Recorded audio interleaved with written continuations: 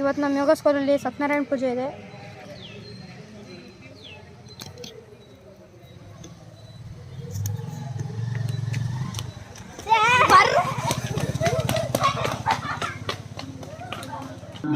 ಒಳಗೆ ಸತ್ಯನಾರಾಯಣ ಪೂಜೆ ನಡೀತಿದೆ.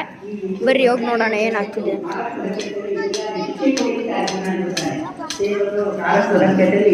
ಅವರಿಗೆ ಶಿಕ್ಷೆಯನ್ನು ಕೊಡ್ತಾರೆ.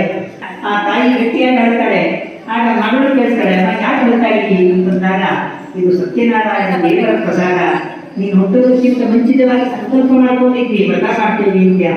ಆಗ ನೀನು ಹುಟ್ಟಿದಾಗ ಸತ್ಯನಾರಾಯಣ ಪೂಜೆ ಆಗಲಿಲ್ಲ, ನಿನ್ನ ವಿವಾಹ ಸಂದರ್ಭದಲ್ಲೂ ಆಗಲಿಲ್ಲ, ನಿನ್ನ ತಂದೆ ನನ್ನ ಮಾತನ್ನ ಕೇಳಲೇ ಇಲ್ಲ, ವ್ರತಾಪಚಾರ ದೋಷವಾಯಿತು, ಅದಕ್ಕೆ ಇಂತಹ ಕಷ್ಟ ಬದುಕಿದೆ ಅಂತ ಕಾಣುತ್ತೆ ಅಂದಾಗ ತಕ್ಷಣ ಮಗಳ ಅಂತೂ ಮಾಡಲಿಲ್ಲ, ದುರಹಂಕಾರಿಯಾದ ತಾಯಿನಲ್ಲಿದ್ದೇ ಪೂಜೆ ಮಾಡಿದ್ದಾರೆ, ಅವರು ಅನುಗ್ರಹ ಮಾಡಿಲ್ಲ ಅಂತ ಹೇಳಿ ಮುಂಚಿನಂತೆ ಶ್ರೀಮಂತಿಕೆ